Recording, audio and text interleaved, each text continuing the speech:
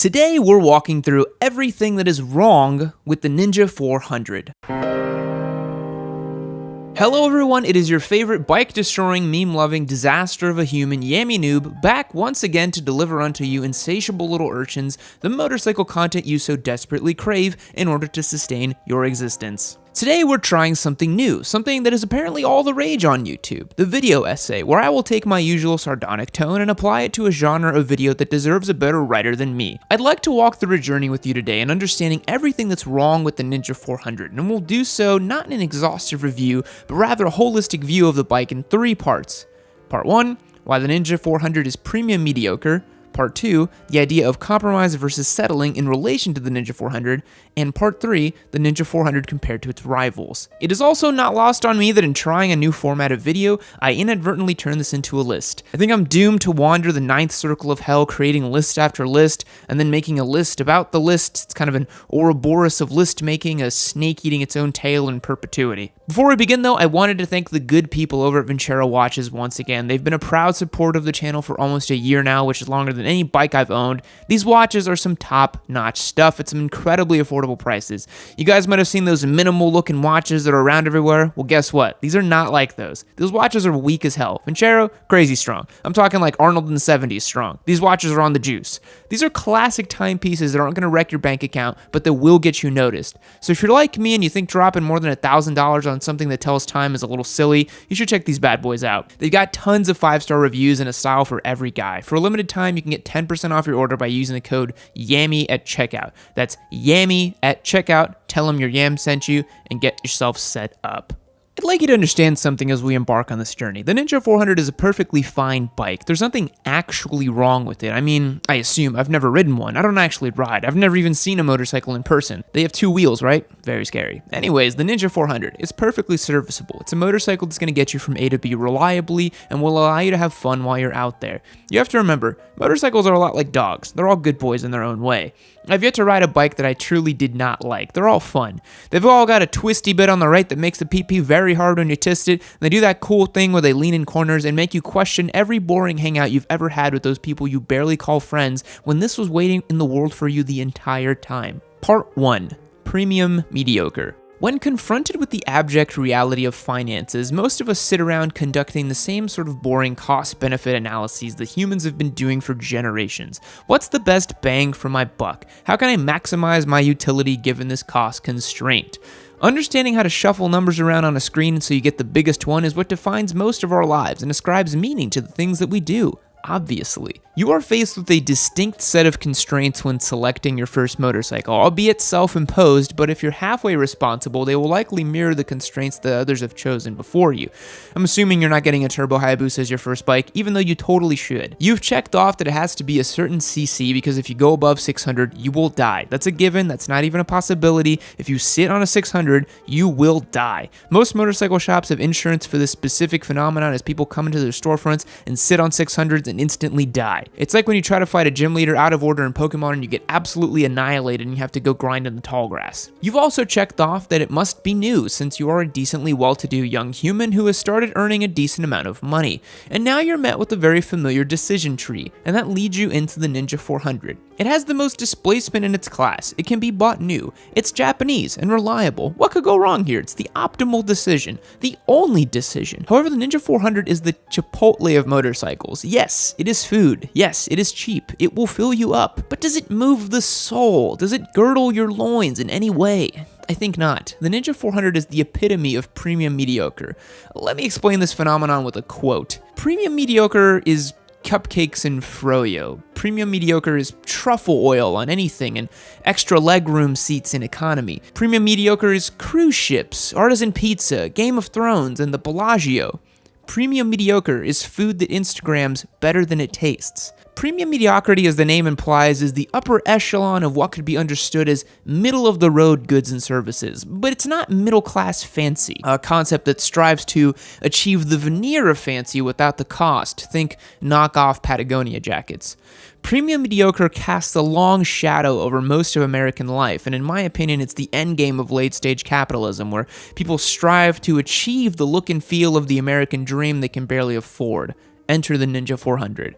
The Ninja 400, the nicest bottle of wine at an Olive Garden. It's a bike that says, hey, I've got the disposable income for a motorcycle, and I'm gonna treat myself, damn it. It is premium mediocrity distilled into a two-wheeled motorized flavor, a motorcycle that denotes a sporty intention to a layperson, but one which doesn't offend with 200 horsepower, unforgiving ergonomics, and an exhaust that gives a jackhammer a run for its money in terms of decibel-crushing strength. And don't misinterpret what I'm saying. It's not a poser's motorcycle, because it's still a motorcycle, and at the end of the day, anyone that's on one is still committing the act of riding, and that deserves respect. And I say that without an ounce of sarcasm.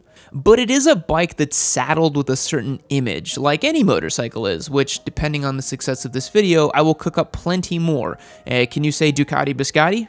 Part 2. Settling and compromise with the Ninja 400. There's an important linguistic distinction I want to make because settling and compromising is often used interchangeably, but I think it warrants a bit of exploration, mainly because the Ninja 400 is settling versus compromising. When someone settles on something, it implies a level of agency being withdrawn. It denotes that there's a winner and a loser in a situation. For example, you settle when you know deep down you could have done better.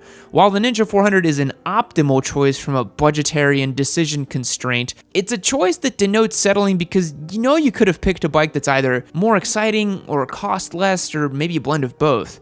This isn't to say that choosing a Ninja 400 is a lazy choice, it just implies that you've settled on it.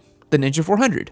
I could have done better. A compromise, on the other hand, denotes a win-win. When a compromise is reached, it means that two parties are satisfied with their decisions. In a really rudimentary example, if you wanted to ride motorcycles but your significant other would prefer you drove a car, a three-wheeled vehicle is an example of a theoretically perfect compromise, since you've met in the middle of a decision matrix of two versus four-wheeled vehicles, and assuming that both parties are perfectly rational, this should satisfy both those constraints. With a Ninja 400, there's not really any compromising. It's still a motorcycle. You're still getting into the hobby. It's just a difference in horsepower, CCs, and ergonomics versus the alternatives you could have chosen. The Ninja 400 exists simultaneously at the intersection of settling for something and going full YOLO. The Ninja 400 is the sort of thing a young man buys when he's tired of hearing how other people are making choices for him. It's a symbol to prove to others that he's a master of his own domain.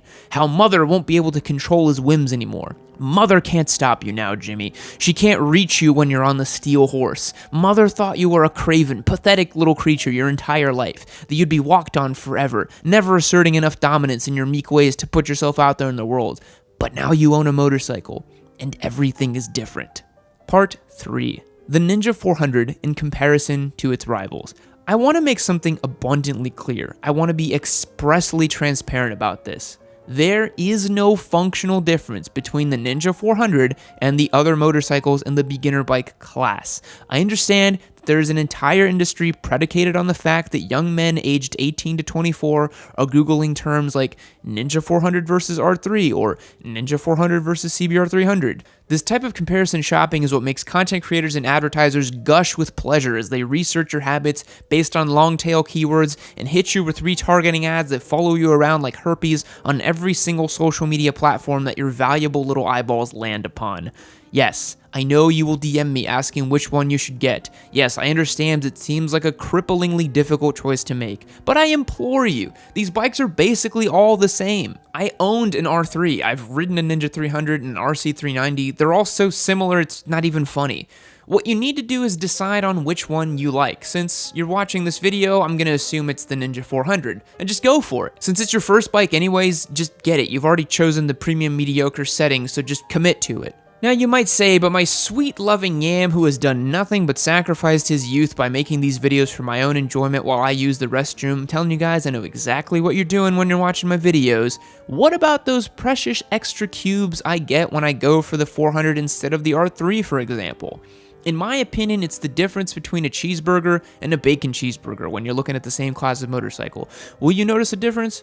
Sure. Will it be enough to make you feel like one is a rocket ship instead of the other? Probably not. It's a nice bonus, but it's not going to make you feel substantially different. Motorcycle displacements only really matter when you start looking between classes of bikes. A Ninja 400 versus an FZ07, for example, two common beginner bike choices. The FZ is going to feel way more torquey. But 320 cc's versus 399 cc's, that's not a big gap. Now, feel free to pummel me into the shadow realm for espousing such blasphemies in the comments section below. In short, the Ninja 400 isn't a bad bike. Quite the contrary, it's a great bike that appeals to a huge swath of people who are interested in riding motorcycles. And Kawasaki is going to sell an absolute metric crap ton of them. But that line of thinking is the same reason why signature French bread at Kroger sells out every morning. Because it has the pretense of something valuable, but it's a mass-produced product devoid of any character. The Ninja 400. A cautionary tale about what happens when practicality supersedes emotion. And when it comes to motorcycling, much like life, what does it all mean if there's no emotion or passion?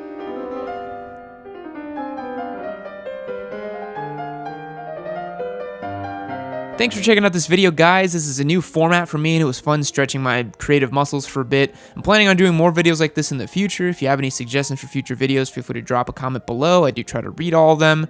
If you liked it, remember to smash the like button and subscribe if you haven't already. I make the highest quality motorcycle videos this side of the Mississippi and will imbue them with unnecessary pretentiousness, and you will like it. Thanks, and I'll catch you next time.